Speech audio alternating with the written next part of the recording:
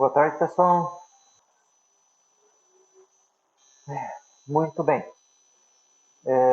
Bom, novamente, nossa aula está sendo gravada, então eu vou começar me identificando aí para ficar registrado no vídeo, certo? Então, sou o professor Paulo Daines, do Instituto Federal de São Paulo. Esta é uma aula síncrona do curso de Laboratório de Conversão de Energia 2. Bom, pessoal, então eu vou começar aí compartilhando a minha tela. Vamos dar uma olhadinha no Moodle, certo? Ver como que está organizado o material. Está muito parecido com o das outras aulas, certo? Vamos dar uma olhada rápida lá.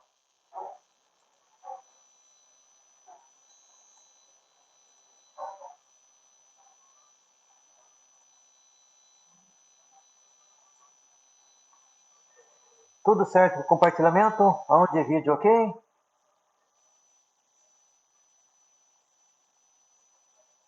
Joia, então. Então vamos para o Moodle. Então nós estamos no experimento 3.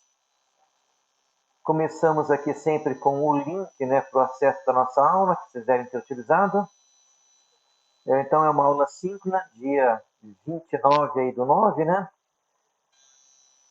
Nós temos então os slides no formato do PowerPoint e também os slides aqui no formato PDF, certo? É o mesmo arquivo em dois formatos diferentes.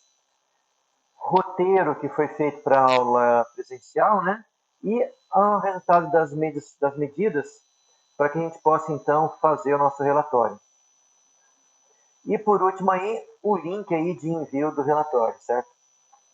Então, relembrando, né, uma semana, né, para entregar o relatório, em grupo de até 3 alunos, tendo mais um dia de tolerância aí, certo? Para caso encontre algum problema com a internet ou alguma coisa, algum problema técnico aí no dia da entrega, né? Aqui embaixo nós temos as aulas síncronas dos semestres anteriores desse experimento.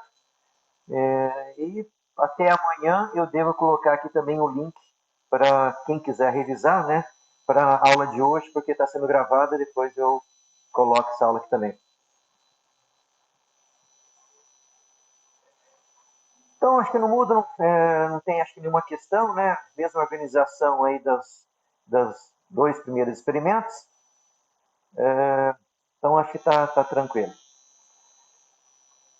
Vou então abrir aqui o slide.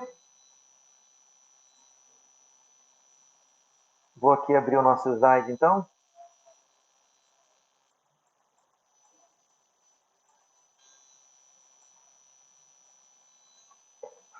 Experimento 3.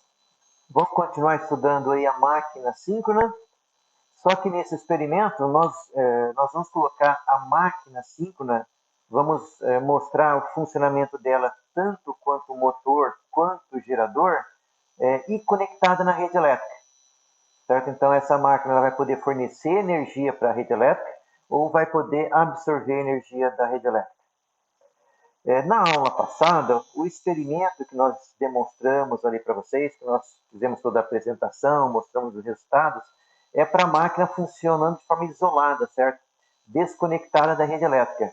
Ou seja, se você, por exemplo, tem uma casa num sítio ou em algum lugar inacessível, e você leva um gerador síncrono conectado num motor de combustão, você pode ligar esse gerador, controlar a velocidade desse gerador para funcionar em 60 Hz. Né? No experimento, nós variamos a rotação.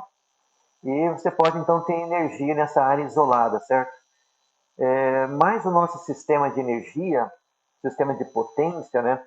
Ele é todo interligado. Então, nós temos uma usina elétrica lá de Itaipu, que está conectada nesse sistema, e diversas outras usinas estão todas conectadas nesse sistema, que é composto por linhas de transmissão e cargas que geralmente estão na cidade. Né? Então, para isso, é necessário colocar gerador em paralelo. Isso que nós vamos ver na aula de hoje, como conectar um gerador em paralelo com o sistema.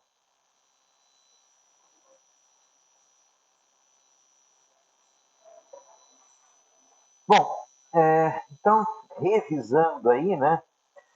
Para a minha máquina operar como gerador, então nossa máquina tem o nosso rotor que é DC, monofásico, o estator trifásico, temos a rede elétrica, certo?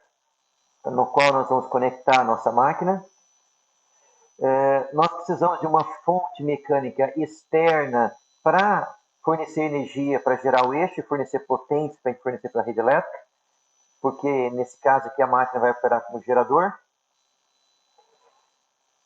Nós utilizamos uma máquina de corrente contínua do laboratório, então nós precisamos energizar o circuito de campo, energizar o circuito de armadura, que é o que está envolvido aí no consumo de potência. Uma vez que nós fizermos isso, vai surgir um torque que vai fazer com que a nossa máquina acelere, certo? Então nós temos que acelerar essa máquina até chegar na mesma frequência elétrica da rede. Essa máquina operando vai ter suas perdas. Temos também as perdas mecânicas de todo o sistema aqui do eixo, certo? Se então nós energizarmos o circuito do rotor com tensão DC, lembrando que a potência envolvida aqui é muito baixa, quando então a frequência mecânica aqui for igual à frequência da rede, nós podemos então fazer a conexão. Então eu preciso, na verdade, ajustar duas coisas. Eu preciso ajustar a tensão aqui, a corrente no rotor, para que a tensão nos terminais da máquina seja igual à tensão da rede, e também preciso ajustar a frequência elétrica da minha máquina de tal forma que seja igual à frequência da rede. Como eu ajusto a frequência elétrica da máquina? Através da rotação. Então, essa fonte de energia mecânica, eu preciso controlar a potência de tal forma que eu controle essa velocidade.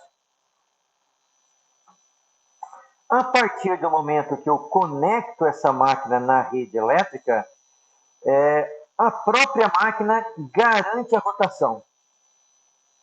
Certo? Eu conectei a minha máquina 5 na rede elétrica e eu não consigo mais alterar a rotação.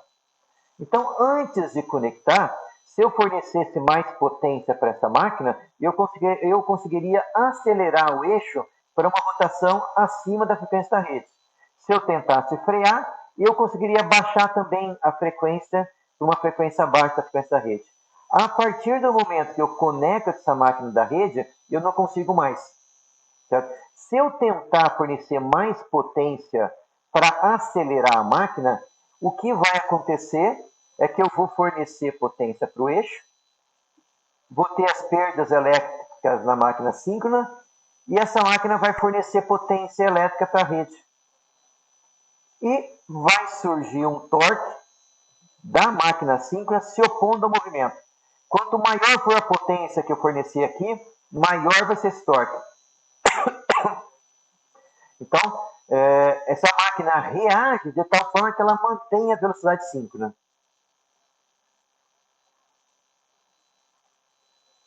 E é possível também controlar a energia reativa da máquina através aqui dos terminais do rotor. Bom, se eu quiser inverter o funcionamento da máquina, eu posso fazer isso em funcionamento mesmo, certo? Basta que eu remova a potência do minha máquina contínua, ou seja, eu deixe de fornecer potência para a máquina de contínua e passe a absorver potência. Automaticamente, o torque da minha máquina de corrente contínua se inverte. Eu vou tentar frear o eixo quando eu faço isso, certo? Então, notem que agora o torque da minha máquina ele está se opondo ao movimento. Então, ele está tentando frear. O que acontece é que a minha máquina síncrona, ela de novo, ela crava a velocidade, ela não deixa a velocidade variar.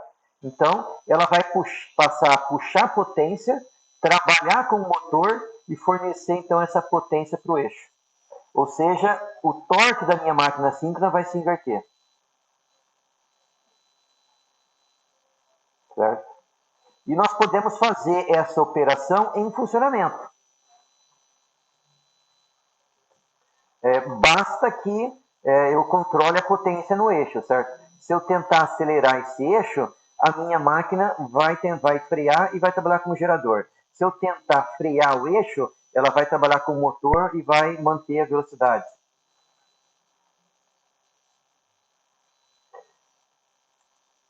Então, uma vez que eu faço a conexão da minha máquina síncrona com o eixo, desculpe, com o grid, né, com a rede elétrica, a partir desse momento, a máquina me garante, ela vai travar a velocidade, certo? Sempre que eu tentar frear ou acelerar, a máquina vai reagir de tal forma que a velocidade fique constante. Então, ela vai ajustar o seu fluxo de potência.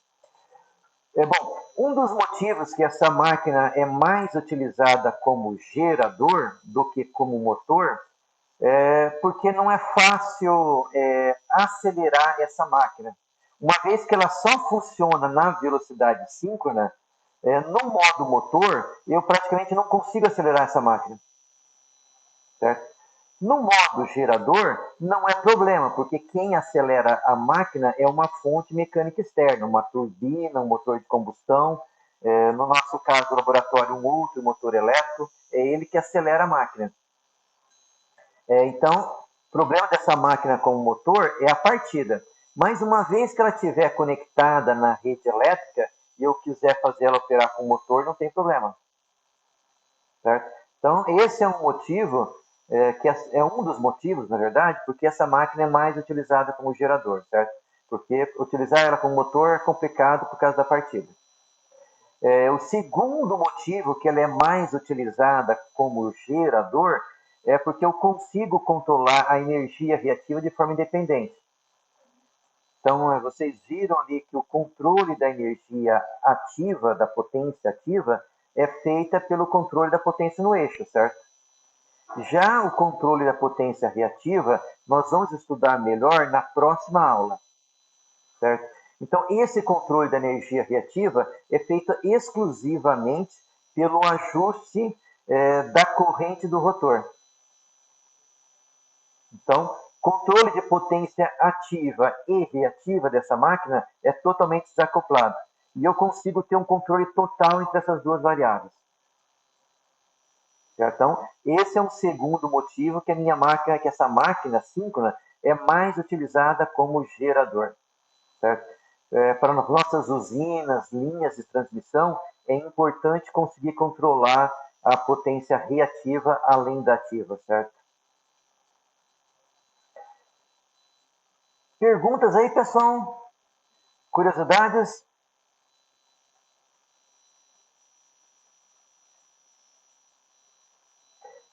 Bom, então, só antes de avançar, eu vou fazer um último comentário, certo?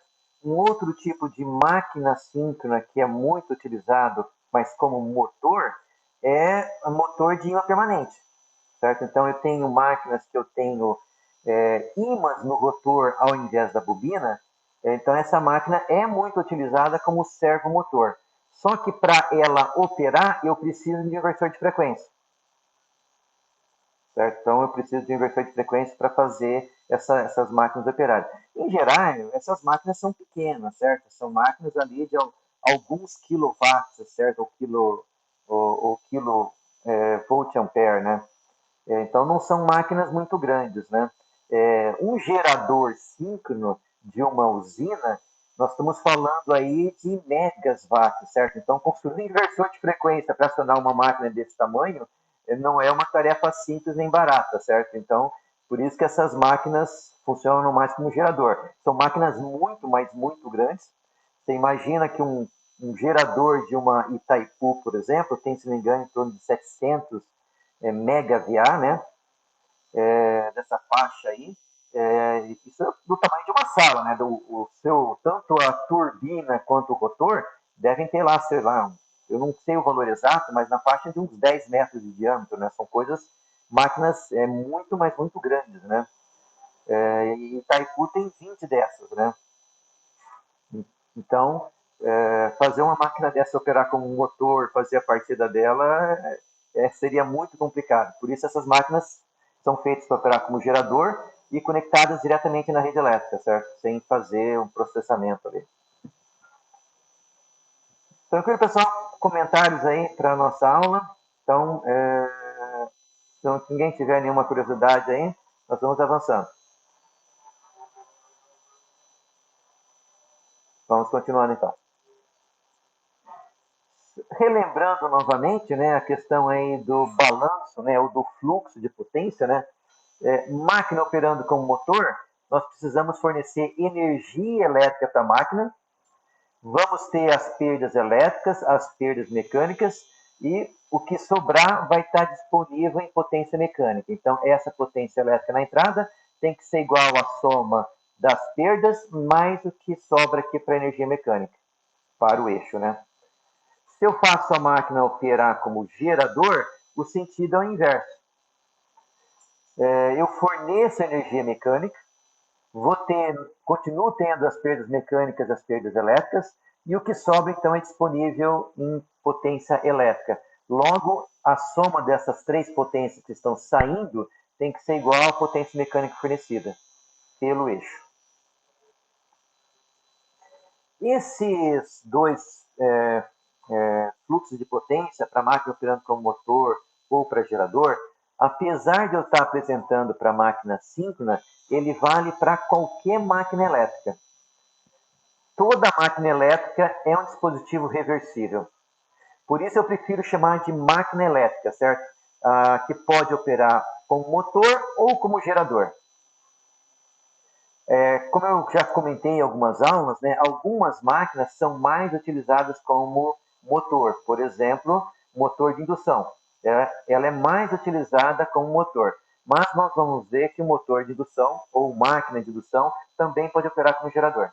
Certo? Então, esse balanço de potência da máquina operando ora como gerador ou ora como motor, a princípio, ele é válido para qualquer máquina elétrica. Bom, do ponto de vista mecânico, para a máquina operar como motor, revisando aí, né? Quem fornece energia para girar a máquina é o torque eletromagnético do motor. Certo? Então, torque eletromagnético e velocidade têm o mesmo sentido.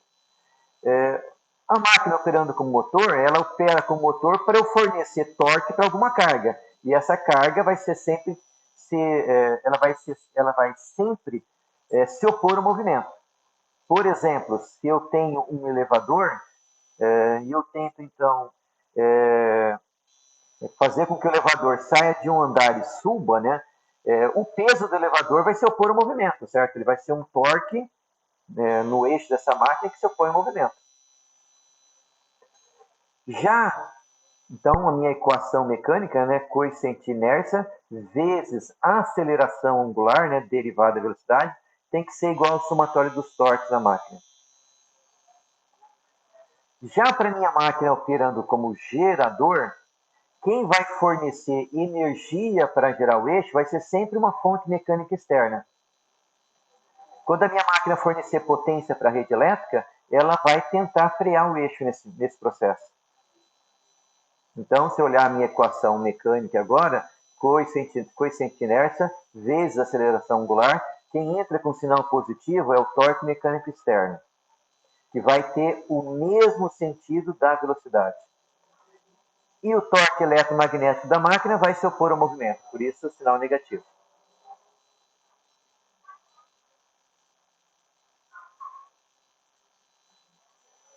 Bom, então nossa máquina em síncrona tem um estator trifásico, o seu rotor, no nossa máquina de laboratório, é de polos lisos.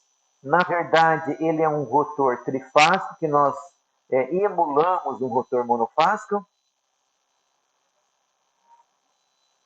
A nossa máquina real lá do laboratório, então, cada fase está dividida aí em duas bobinas, certo? Que estão sobre o mesmo eixo magnético. Então, aqui eu tenho a fase U, avançando 120 graus eu tenho a fase V, e avançando mais 120 graus eu tenho a fase W. Então, cada uma das fases é idêntica, simétrica, certo? E dividida em duas bobinas. O rotor é trifásico, mas a gente consegue emular um rotor monofásico com esse rotor. Então, para o experimento, nós utilizamos o kit de Lorenzo, que é esse conjunto de duas máquinas, né? E como nós queremos medir essa máquina operando ora como motor, ora como gerador, nós vamos utilizar watímetros para medir esse fluxo de potência. Então, aqui os terminais da nossa máquina. Lembrando, então, que terminal positivo, terminal 1, terminal 2 é negativo. Na outro par de bobinas, terminal 5 é negativo, terminal 6 é positivo, certo? Então, isso se repete para as três fases, U, V e W. Nesse experimento no laboratório, nós fazemos a conexão em delta. Na aula passada, nós fizemos a conexão em estrela. Então, primeiro passo é conectar as bobinas da mesma fase em série, certo? Então, terminal 2 no 6, porque a corrente tem que entrar pelo positivo, sair pelo negativo e entrar pelo positivo da próxima, certo? Então, nessa configuração, a nossa máquina, estamos colocando aí as nossas bobinas em série, certo? Para ligar essa máquina em delta, eu preciso conectar o terminal U1 no V5, V1 no W5 e W1 no U5. Se vocês redesenharem essas ligações, vocês vão ver que isso está num delta. Aí, então, nós podemos alimentar a nossa máquina no terminal 1 de cada uma das fases. O nosso rotor, nós então curto-circuitamos as fases L e M e aplico tensão contínua entre a fase K e o par curto-circuitado LM, certo? Assim eu estou emulando um rotor monofásico, aplicando tensão DC e controlando essa corrente aqui que está sendo alimentada. Bom, uma vez então que eu fiz as conexões internas da máquina, o que eu vou estar medindo, então, notem que aqui eu só estou representando o terminal 1 de cada máquina e a ligação em delta, né? Então aqui eu tenho duas bobinas, na verdade, mas para simplificar o desenho não está sendo representado.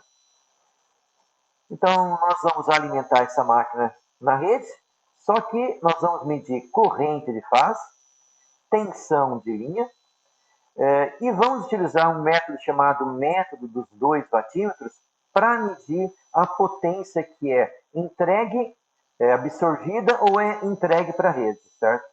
Então eu vou mostrar aqui que com 2 watímetros nós conseguimos medir essa potência trifásica. No rotor, nós vamos medir somente corrente.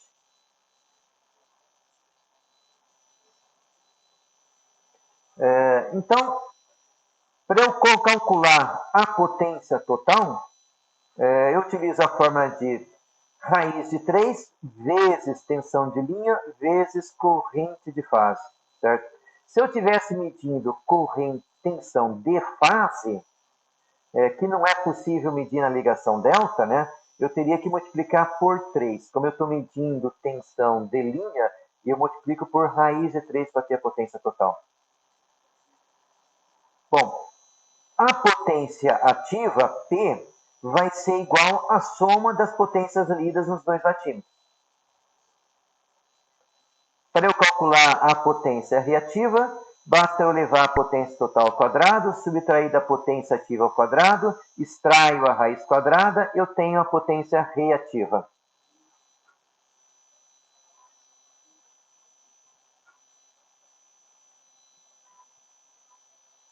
Só verificar se ninguém fez nenhuma pergunta.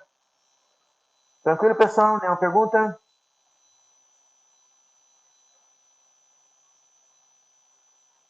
Nenhuma dúvida?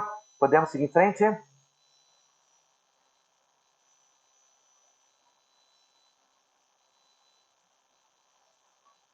Uhum. Tá joia, então vamos lá. Vamos avançando.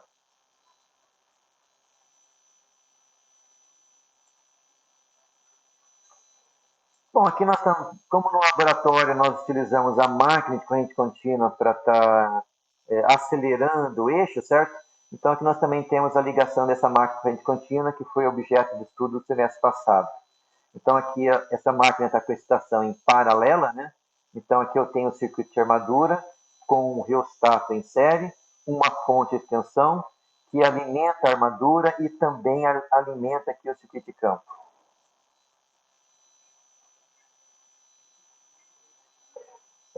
Nós vamos instalar aqui um terceiro vatímetro para mais ou menos verificar um fluxo de potência nesse conjunto, certo?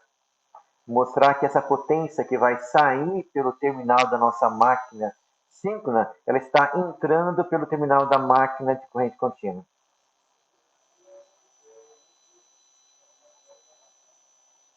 Bom, primeiro eu quero demonstrar para vocês que com somente 2 vatímetros nós conseguimos medir essa potência trifásica, certo?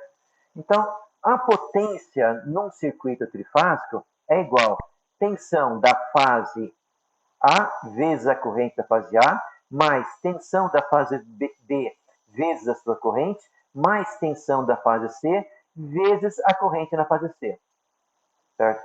Se o meu sistema não tiver neutro conectado, ou mesmo se tiver neutro, mas for um sistema equilibrado, o somatório das 3 correntes vai ser sempre zero.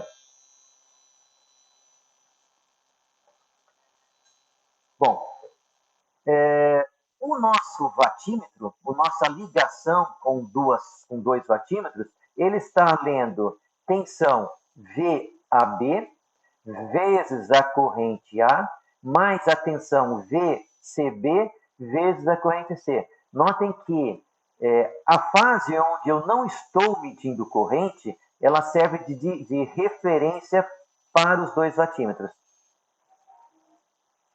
Certo? Bom, VAB é igual a VA menos VB. VCB é igual a VC menos VB. Se eu fizer aqui a multiplicação pela corrente, né, então eu tenho VA vezes A, menos VB vezes A, mais VC vezes C, menos VB vezes C. Ou seja, eu peguei o IA, multipliquei pelas 2 tensões, peguei o IC, multipliquei pelas 2 tensões. Bom, vou colocar o VB, que aparece nesse termo e nesse termo, em evidência. Então, eu tenho aqui VA e A, VC e C, e aqui o VB eu coloquei em evidência. Ele multiplica menos IA e menos IC.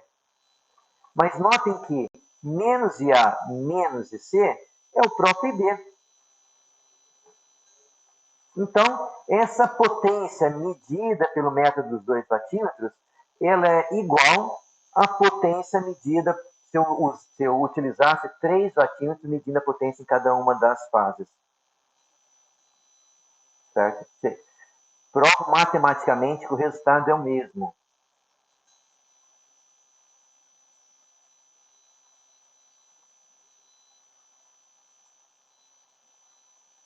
Certo, pessoal?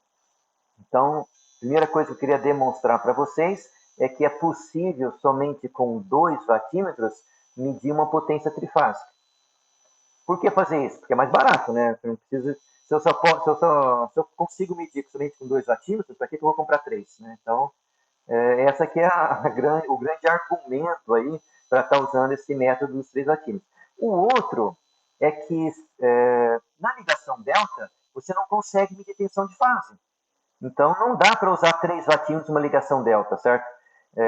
Então, é meio intencional nesse experimento usar a ligação delta, certo? Porque não dá para usar 3 vatímetros nessa medição.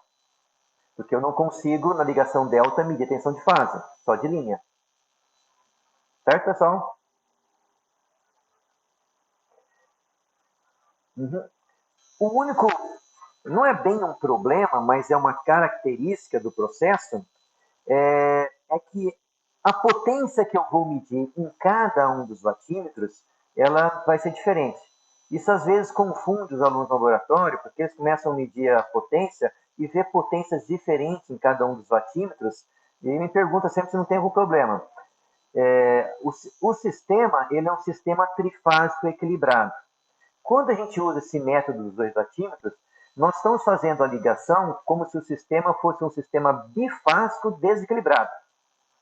Então ele é trifásico equilibrado, mas nós estamos tentando olhar o sistema como se fosse bifásico desequilibrado.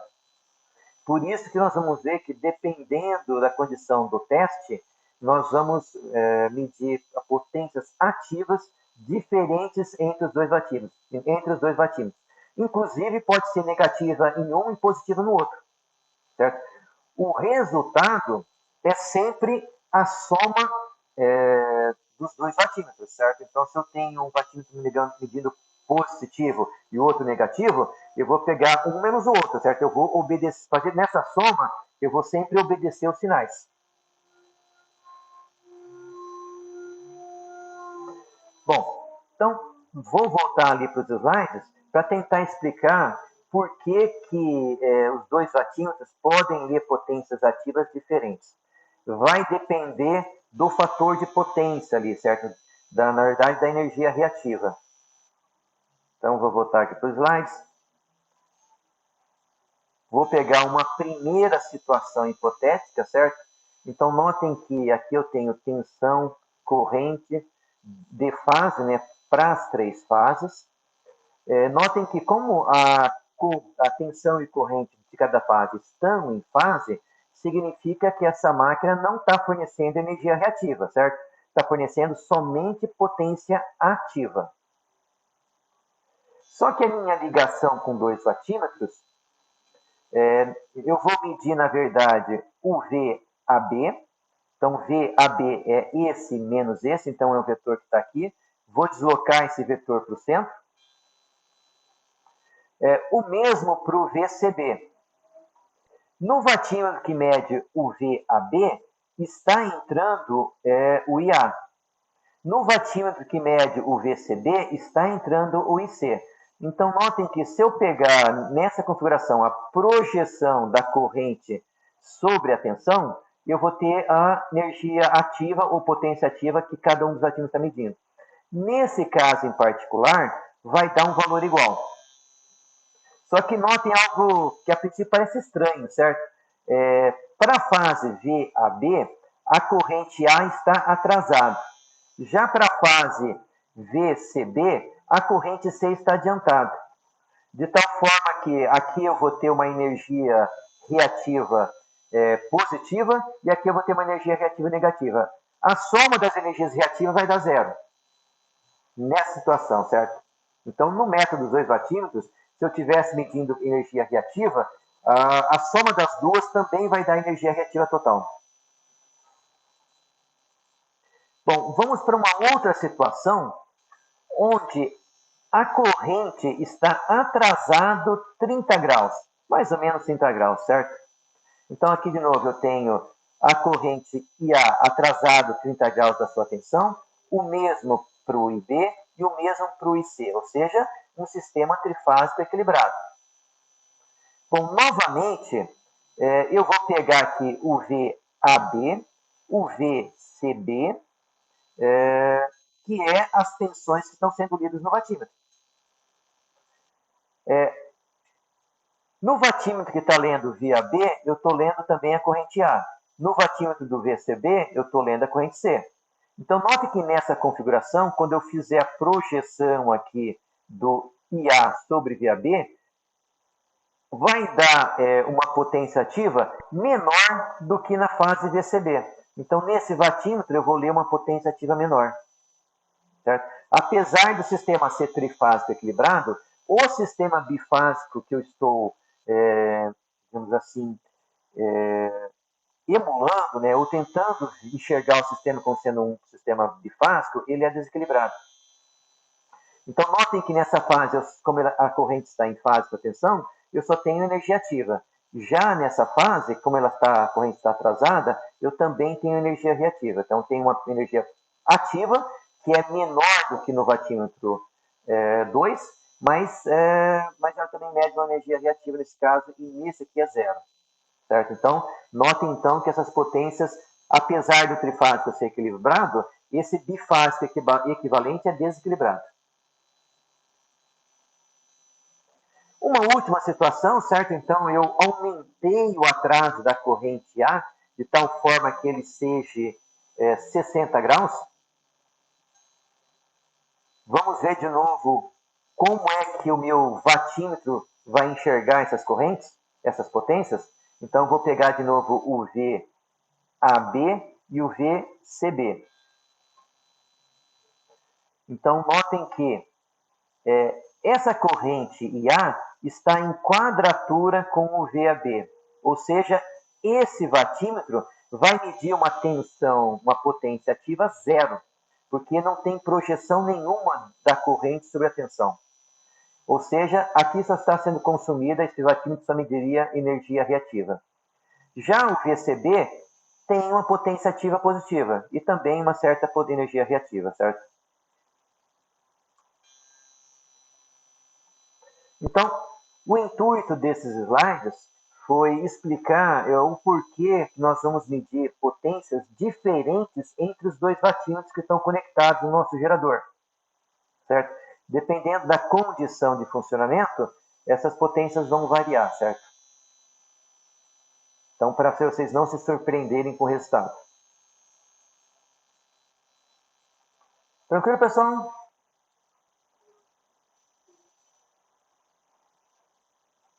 Algum comentário? Tudo certo? Então vamos avançando aí.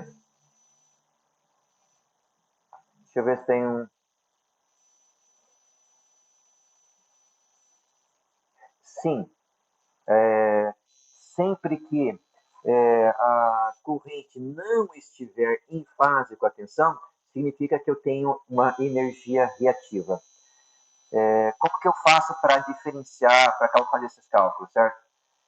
O módulo da tensão vezes o módulo da corrente me dá a chamada potência total, certo?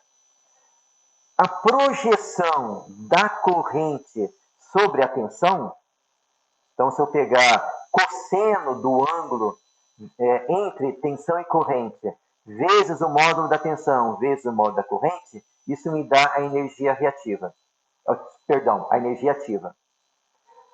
A projeção da corrente no eixo em quadratura com a tensão, ou seja, seno do ângulo, então, módulo da tensão, módulo da corrente, vezes o seno do ângulo entre os dois vetores, me dá a energia reativa.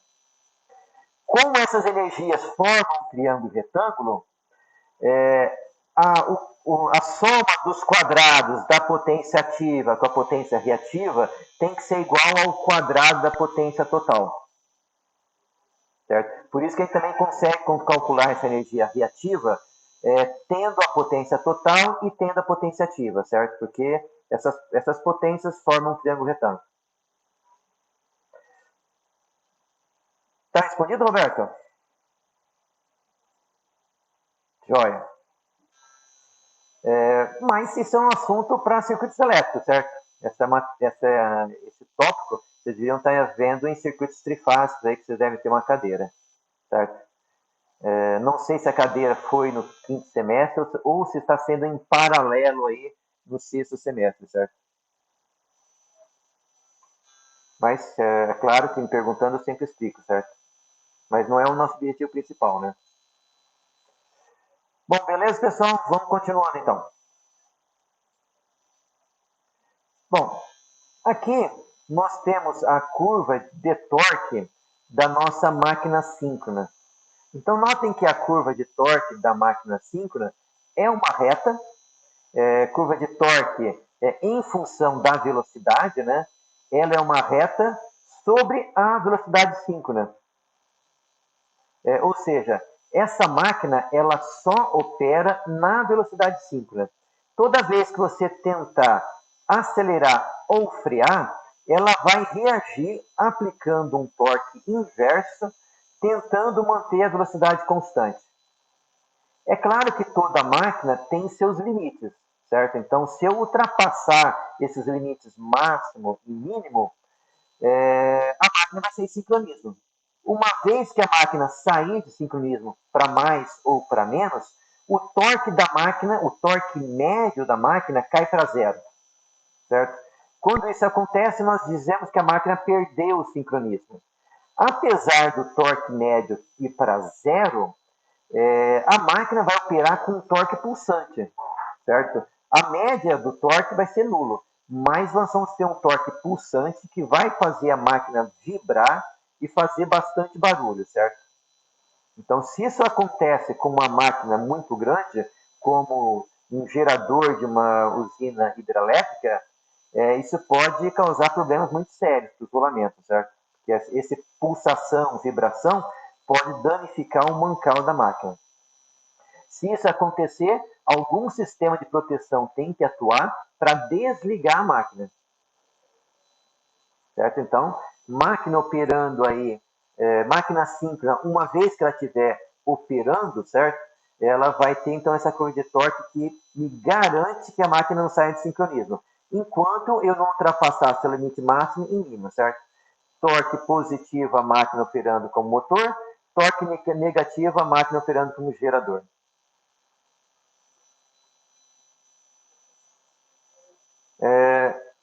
Tá aí mais um motivo, né? Graficamente a gente vê porque que essa máquina não parte como motor, certo? Se a sua velocidade for zero e eu conectar ela na rede elétrica, o torque médio vai ser zero, então essa máquina não acelera. Quando nós vamos ver a curva de torque da máquina síncrona, vocês vão ver que ela é oposta a essa aqui, certo?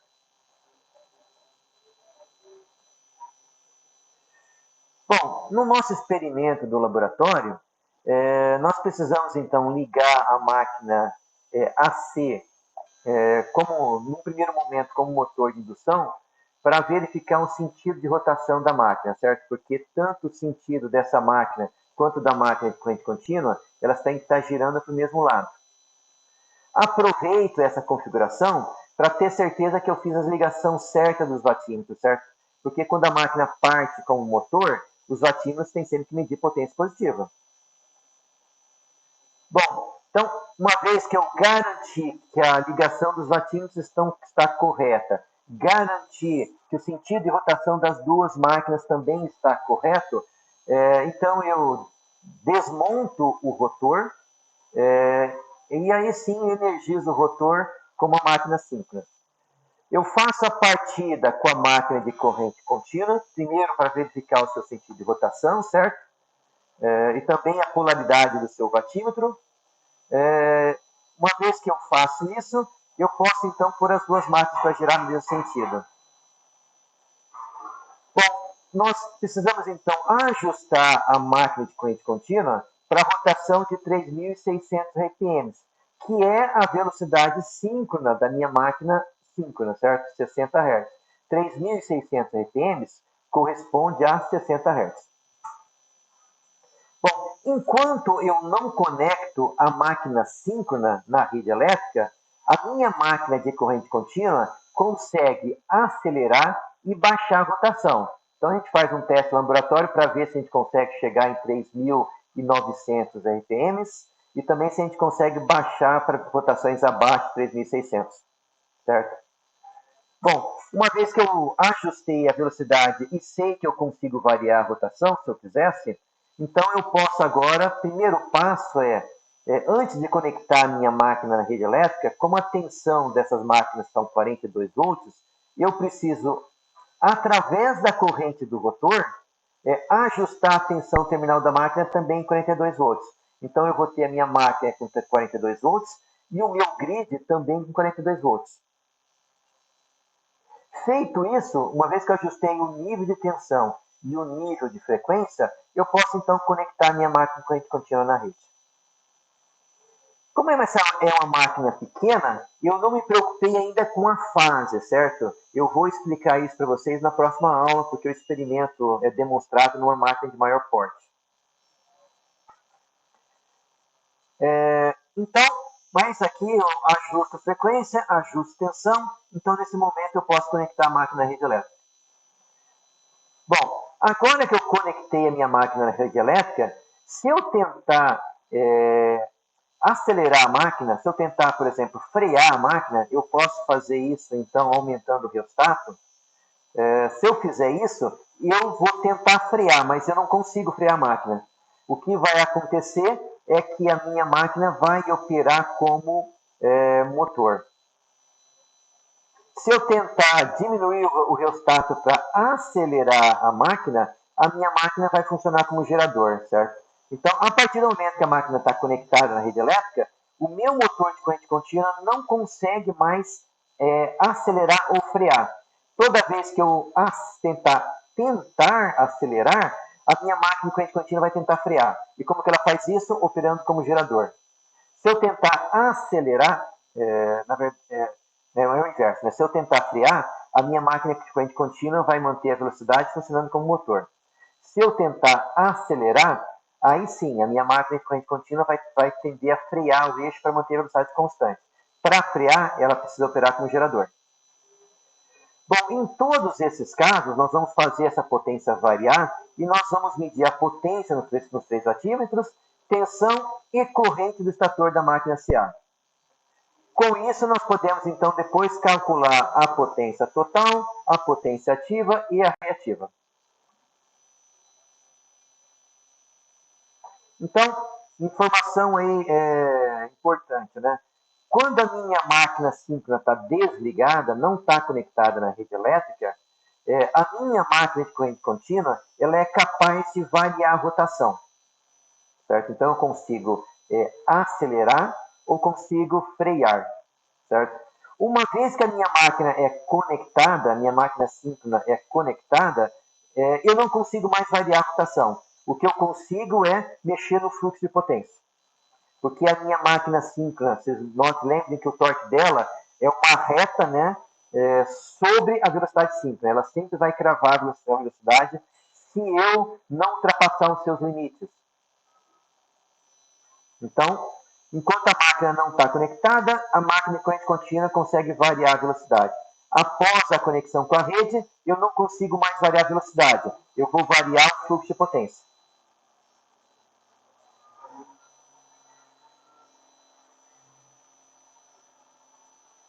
Tudo tranquilo até aqui, pessoal? Alguma curiosidade?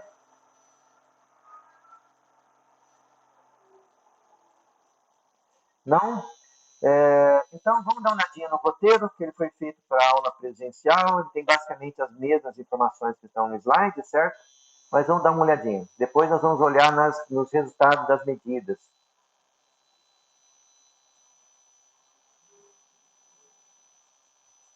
Então, aqui no roteiro, objetivo, né? Lista de materiais. Basicamente, a gente precisa do experimento é o kit de Lorentz no nosso laboratório. A ligação aí interna da nossa máquina síncrona. Então, a descrição, né, do experimento em si, a ligação dos watímetros. Eu acho que quando eu passei os slides, eu passei essa ligação meio rápido, né? Bom, então lembrando aí, né, acho que eu já comentei numa aula anterior, um voltímetro, ele tem sempre 2 terminais, certo? Então, eu sempre meço tensão em relação a 2 pontos. Esse ponto poderia ser o neutro em uma fase ou pode ser 2 fases. Então, a tensão que eu estou medindo aqui é a tensão VUV. É uma tensão entre 2 fases que nós chamamos de tensão de linha. Bom, corrente, então, o voltímetro ele é sempre feito para operar em paralelo com a tensão. Já o amperímetro, ele tem uma impedância muito baixa, certo? Ele é praticamente um curto-circuito. Ele também tem 2 terminais e ele é feito para operar em série com a corrente. Se eu tentar colocar um amperímetro em paralelo, é a mesma coisa que dar um curto-circuito na fase, certo? Faço isso, eu queimo o amperímetro. Então, o amperímetro é sempre feito para trabalhar aqui em série com a corrente. Bom, o watímetro é um equipamento que tem um voltímetro e um amperímetro. Então, eu preciso ligar os 2 terminais aqui do voltímetro e também os 2 terminais do amperímetro. Nesse tipo de ligação, eles têm aqui um ponto em comum, certo? Onde é ligado tanto uma das fases da tensão quanto uma das fases da corrente, os terminais da corrente. Então eu estou lendo corrente na fase U, corrente na fase W. Então notem que a fase V vai servir de referência para esses 2 watímetros. É como se isso aqui fosse um neutro e eu estivesse medindo 2 sistemas monofásicos, ou um sistema bifásico, tendo essa fase aqui como referência. A gente já viu matematicamente que é a mesma coisa, certo? Do que colocar 3 vatímetros medindo tensão de fase. Só que como é uma ligação delta, eu não consigo medir tensão de fase, certo? Notem que esse voltímetro está sendo conectado entre terminal 1 e terminal V, ou seja, entre essa bobina que está na linha. Então, para calcular a potência total, eu preciso da tensão, da corrente e multiplico vezes raiz de 3. Se eu não deveria medir mais tensões? Bom, como o sistema é trifásico equilibrado, eu estou assumindo que as 3 tensões são iguais e que as 3 correntes também são iguais, certo? Em geral, essas correntes nunca são exatamente iguais, certo? Mas nós estamos assumindo aí que são. Bom, a potência total vai ser a soma dos 2 vatímetros. O que eu medir de potência nos 2 vatímetros vai ser a soma. Então, uma vez que eu tenho a potência total e a potência ativa, como eu falei para vocês que essas potências são o triângulo retângulo e a potência reativa é um dos catetos, então eu tenho que a potência ativa, a potência total, menos a potência ativa, o quadrado, né? Extraio a raiz, eu tenho a potência reativa, certo? Então, assim eu consigo calcular a potência total, a potência ativa e também a potência reativa. A explicação de todo o procedimento, né, que nós já conversamos. As tabelas, aqui na verdade é a tabela com as medidas, certo? Então, nós vamos abrir daqui a pouco as medidas. Então, temos o vatímetro 1 e o vatímetro 2, que estão conectados na minha máquina de corrente contínua, certo? O vatímetro 3, o vatímetro 1 e 2 estão conectados na máquina de corrente alternada, certo? O vatímetro 3, ele está somente para conferência e ele está conectado na máquina de corrente contínua, certo? Só para a gente verificar esse fluxo de potência. Então, esse vatímetro 3, ele não vai entrar em nenhum cálculo, certo? Ele está aqui somente para conferência. E também tensão e corrente da minha máquina síncrona, certo? O que vocês vão precisar fazer no relatório é esse cálculo das potências. Então, eu vou abrir as medições.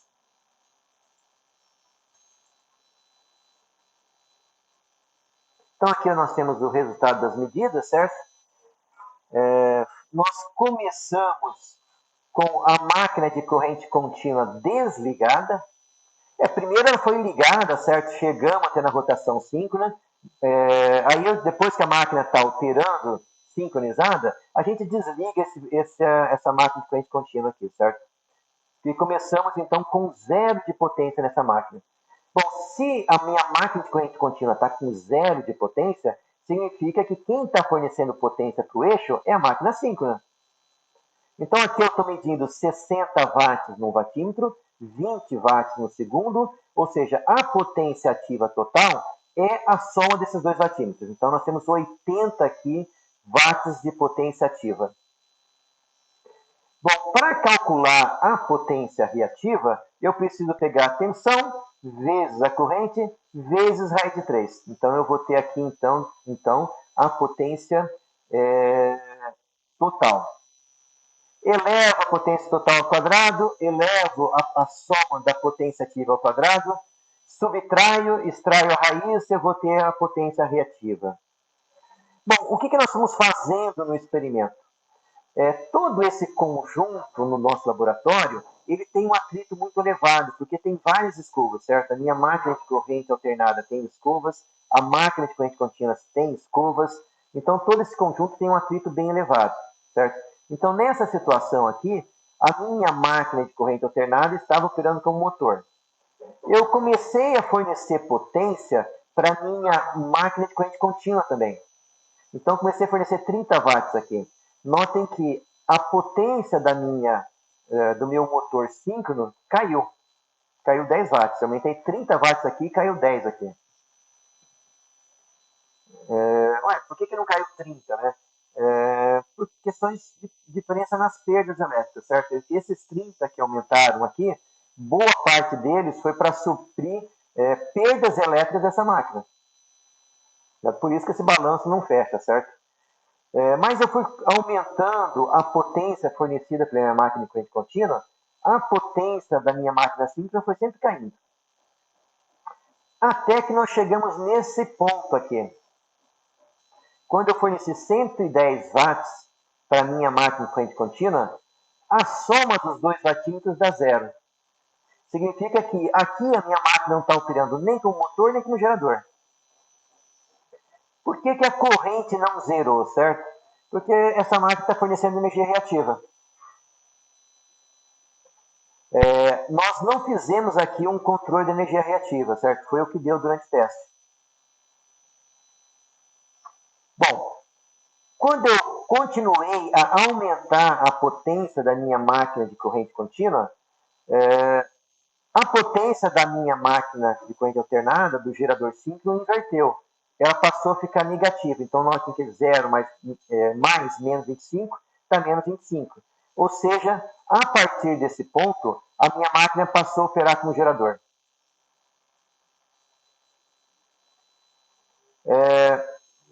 Continuei aumentando a potência negativa foi só aumentando, certo? Ou seja, cada vez que eu vou aumentando a potência aqui, eu vou fornecendo mais energia para a rede elétrica. Vou pegar esse último ponto aqui. Então, eu estou fornecendo 300 watts para a minha máquina de corrente contínua e estou tirando aqui 145 watts da minha máquina de corrente alternada, certo? Com certeza não é um bom negócio, né? Eu estou fornecendo mais potência do que eu estou tirando, né? Por quê? Essa potência que está sendo fornecida aqui, ela tem que suprir as perdas da máquina de corrente contínua, tem que suprir as perdas mecânicas e tem que suprir também as perdas elétricas da minha máquina de corrente alternada. O que sobra fica disponível para o eixo. O eixo não, para a rede elétrica. Ou seja, nessa situação aqui, eu tenho 155 watts de perdas elétricas e mecânicas. Então, o que vocês vão precisar fazer no relatório é, com esses dados, preencher a tabela 2, que é a potência ativa, reativa e a potência total. Na verdade, ia começar, vou mexer nisso aqui, ia começar com a potência total, depois a potência ativa e por último a reativa, né?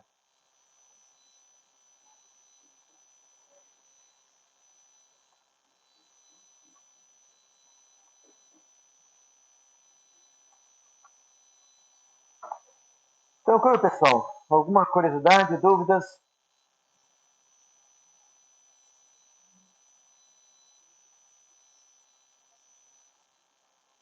Uhum. Tranquilo. Antes de finalizar, eu queria mostrar para vocês, eu gosto de mostrar isso porque é bem impactante, né? Umas fotos de uma usina na Rússia, de um acidente que aconteceu nessa usina. Então, deixa eu ver se eu acho aqui essas fotos. Eu acho elas muito interessantes. Está no semestre passado. Está em material auxiliar. Usina na Rússia. Certo? Então, essa aqui é uma usina hidrelétrica que tem na Rússia. Esse acidente aconteceu há vários anos atrás. Eu acredito que mais de 10 anos atrás. Então, nós temos a barragem, né? Aqui nós temos os dutos que levam água para a casa de máquinas, onde estão instalados aí os geradores, certo? A água que passa por essas comportas aqui é excesso de água, certo? Então, quando tem muita água no sistema, uma parcela dessa água é dispensada por essas comportas. Então, essa é a água que sai aqui, não está gerando energia elétrica, é excesso de água. O que gera energia elétrica é que passa pelos dutos e passa pelos geradores. Então, aquelas imagens que a gente vê de Itaipu, aquele monte de água que saindo pelas comportas lá, fazendo um espetáculo, né, algo até bonito, aquilo, quando tem aquilo, na verdade é porque a usina está com excesso de água. Se a gente for lá agora, com certeza esses comportas devem estar fechados, né, porque nós estamos num momento de falta de água, né. Bom, uma foto por baixo, uma visão de frontal aí, né? E aqui uma visão interna da casa de máquinas, certo? Então, cada um desses círculos que nós temos aqui no piso, embaixo nós temos um gerador e mais embaixo ainda uma turbina.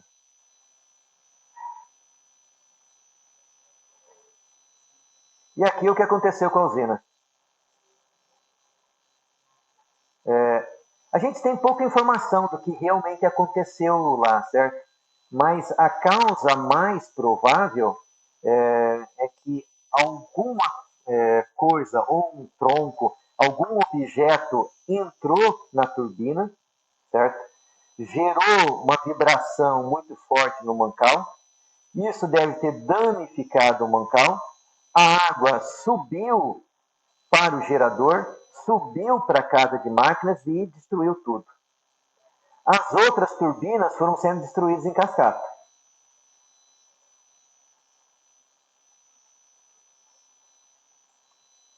Mais uma visão aí, né?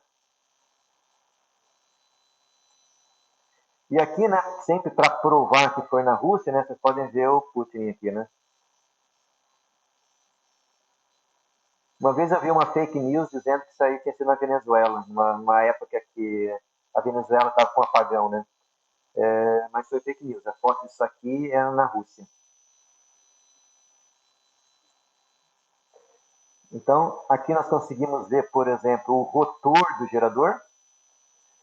A única máquina que sobreviveu era uma que estava desligada, estava em manutenção. O restante dos geradores foram todos destruídos.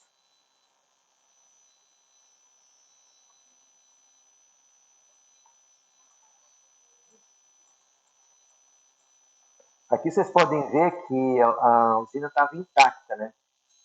A casa de máquina está toda com teto aqui, né? Nessa visão aqui de cima, a gente já vê que aqui está destruído, né?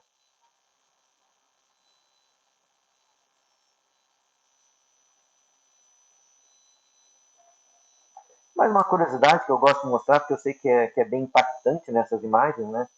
Felizmente isso nunca ocorreu no Brasil.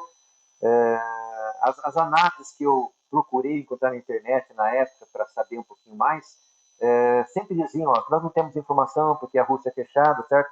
Mas o mais provável realmente é que alguma coisa tenha acontecido com a turbina tenha danificado o mancal e isso levou a um efeito em cascata. Algumas pessoas falavam que podiam ter sido algum problema também da máquina sair de sincronismo. Uma vez que ela sai de sincronismo, eu falei para vocês que ela gera uma vibração.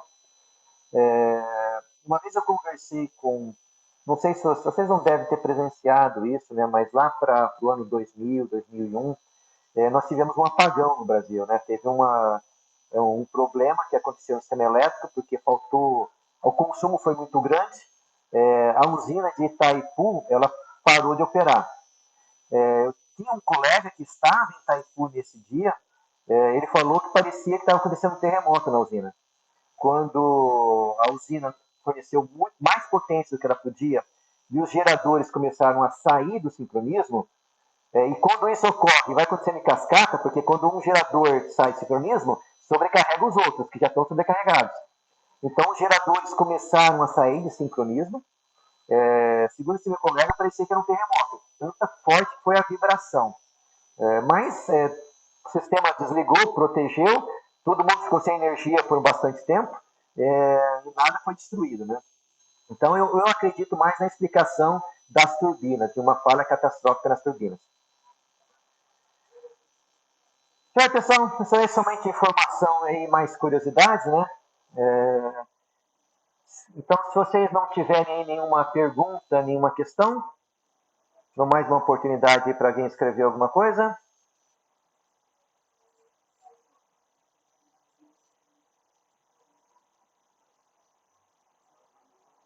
Tá já, pessoal.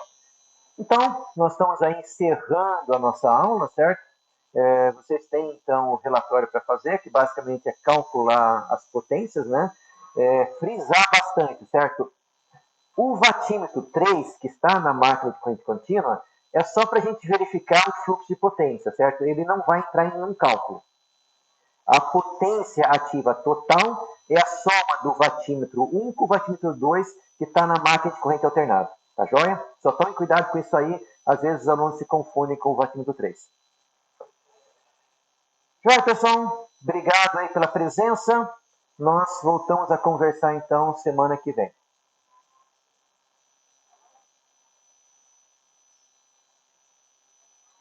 Abração para todo mundo. Obrigado.